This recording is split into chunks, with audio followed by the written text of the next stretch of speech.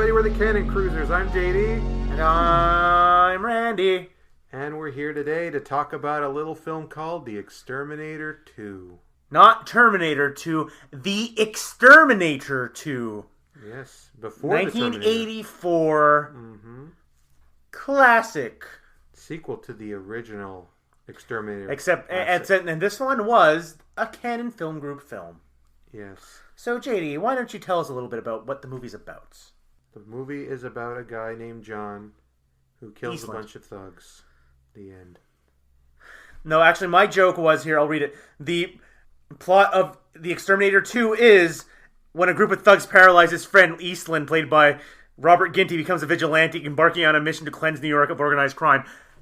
For people who listened to our previous episode, it's the exact same plot as the first movie. It's the exact same thing. The only difference is that in the first movie, whereas that was a plot motivator, this actually was the quote-unquote plot. Actually, the plot in general. Yeah. But the actual paralyzing part only happens in the middle of the movie. Mm-hmm. The major differences between the first movie and this one are that there is a clear-cut bad guy. Mm-hmm. And really, that's it. That's really the major difference. So the cast consists of Robert Ginty, once again as John Eastland. His friend, BG, played by Frankie Faison. Oh, yeah. Deborah Geffner as Carolyn, the woman he loves. No, the woman that Eastland loves, not BG. And introducing Mario Van Peebles as X, our villain. The villain of the piece. And also a quick little fun fact about our cast. John Turturro appears in this film in his second film appearance as Guy Number 1. So this time we actually do have a trailer, and we're going to show you a clip from it. New York City. Robert Ginty cleaned up the streets in Exterminator 1, and the city has been quiet. Until now. One man, pushed to the limit, fights back in Exterminator 2.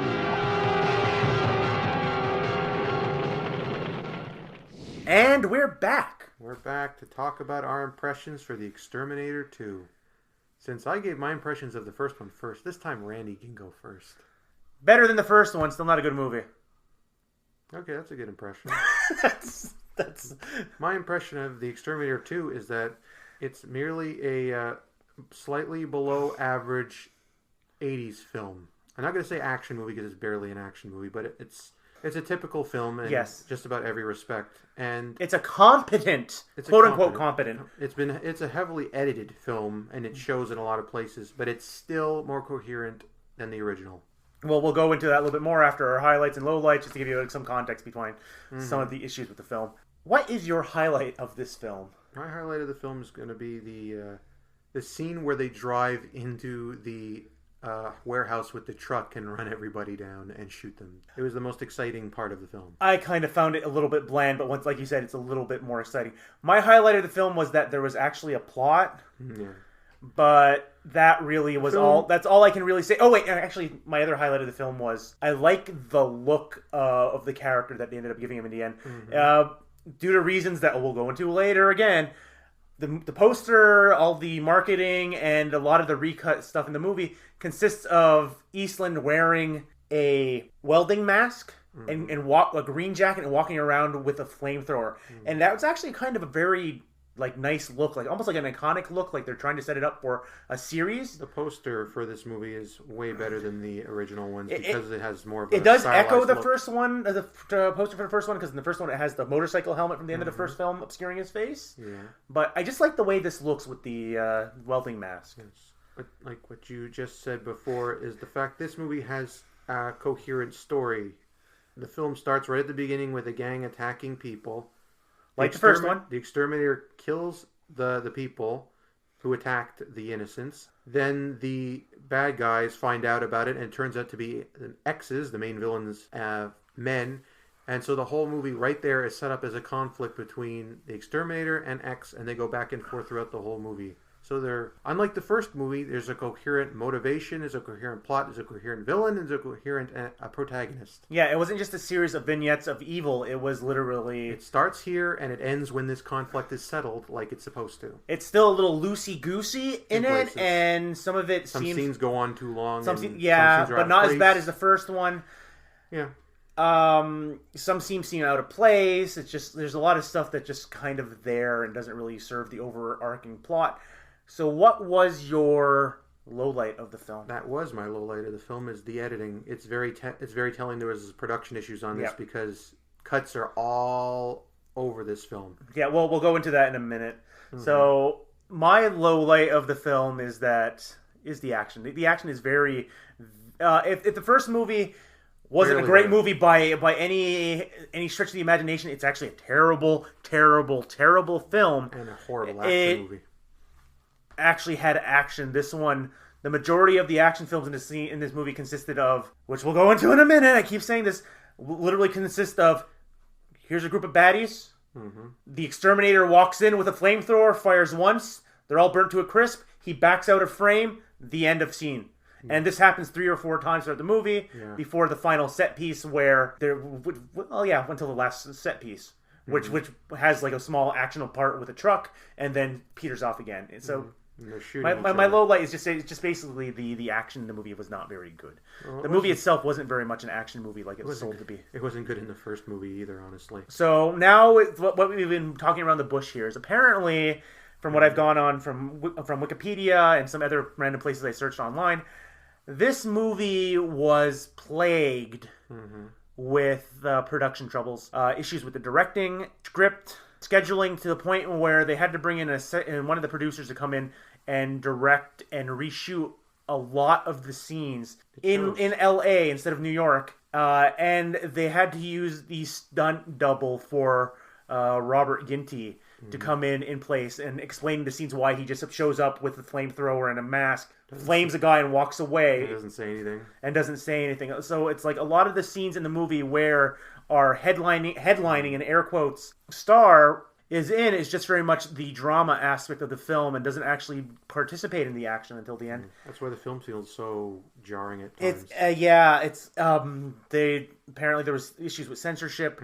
It just wasn't they didn't really work out well for production. It's like reading some of the story decisions that had to be made because of this, you kind of go, this movie could probably have been a better film, but also the original film didn't sound that good either. Even in this state where the film is an overly edited mess, it's still better than the first film. Yes. With that out of the way, just those very broad. Look it up. It's actually a very interesting thing, to the point where even the lead actor didn't like the edits that were made to the film.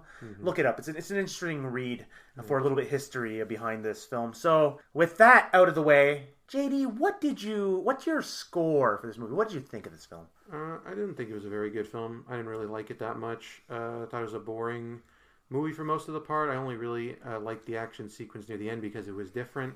And it shows that it had all kinds of production issues. And here's the thing I want to get out of the way now.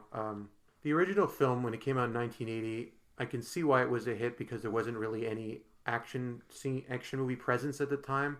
But in the 4 years since that movie came out, because this movie's in 1984, action movies started to explode and there was far more variety. There was far more better quality films.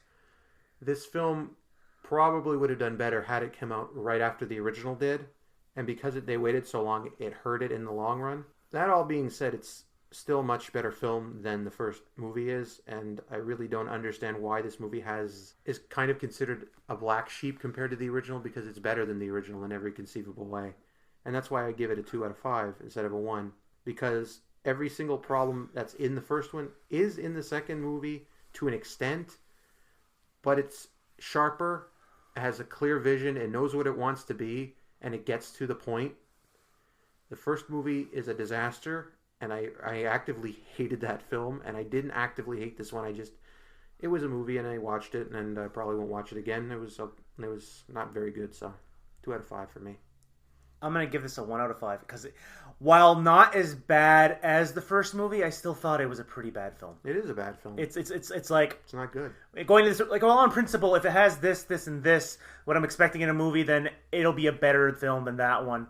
But I've also went through and looked at some of the other ratings I've given, and I'm going, you know what? No, then I don't have to get... It's like, this is... Oh, I have to. This would have been... I have to. This one, I'll bring it in our little thing. We don't do 0.5 scales. But if the first one would have been like a 0.5, this one would be a 1.5. closer to 2, but I can't push and go say it's a 2. I have to give it a 2 because the first movie I hated so very, very, very. This very one much. isn't that I hate it. It's just that I hated it on a scale. We've done so many of these movies so far, and I haven't. Even the ones I didn't like, I didn't hate. I hate it. I hate the original movie of this. I really, really, really hated it. This one I just didn't care for, and I can't, in good conscience, give it the same score as the movie I hated. I can't give it a hate thumb up, but I have to give it a 1. It's just I feel absolutely nothing for this film, other than like complete apathy for it. There's nothing. It's like I just as I said at the time, it came out in 1984, and at this time. We're just about to get to Chuck Norris getting his films out there. Charles Bronson's putting movies out there. Action movies are really coming out in the 80s. The Exterminator franchise didn't go anywhere, and it's for good reason. There's nothing really worth salvaging in the concept. It's just a generic action movie, and neither one of them are good. And the second one was barely even an action film. It was barely even an action film. There was nothing about it. I understand why Cannon went out of their way to get this because the first one was such a success, but I can see why they never bothered to pursue it again, because after the second movie, it was clear there was nothing here worth keeping. And with that, we're done with the. I actually had more to say, but I forgot what it was. But I can stumble into it for a second. It's like I said. It's like I feel nothing for the film. It's like it's not a competent in any way, shape, or form. It's like I have to give it a 1. It's not an action film. Like I said, I'm literally trying to remember where it was before. It's like because I understand how much you hate this film. It's like I said, this is a nothing film. It's just another bad movie. It's a bad movie, period, and I can't reward it with a 2. It's a 1. Mm-hmm. But the caveat being that it's better than the first one. Well, the only reason I'm giving it a 2 is because I saw the first one. The only reason is that the first one is the only reason that it's like is that I can just say is that it's like even if I hadn't seen the first one, this would still be a 1. It's not good. I've seen better movies. Of course, we've seen better. In movies. this up to this thing, I've seen better movies than this one here. I don't know if and I feel like I'm the negative Nancy of the podcast, but it's like no, this is a 1. I can't give this a 1 just because I did the first movie. We watched these in order, so if I gave this a 1, it'd literally be saying it's the same as the movie I hate. And I can't do that. To give you a little behind the scenes here, we watched Exterminator 1, recorded the podcast, and then immediately got up and watched Exterminator 2 and are now recording this podcast. So it's very fresh in our mind. JD's hate for the film is very fresh in his mind. It's just I felt like I had my time wasted.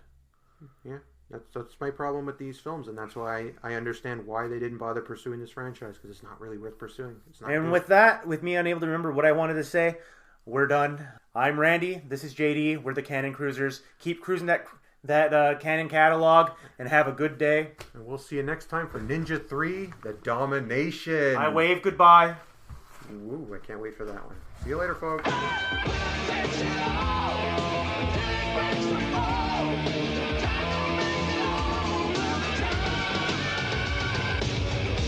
We're Cannon Films, and we're dynamite.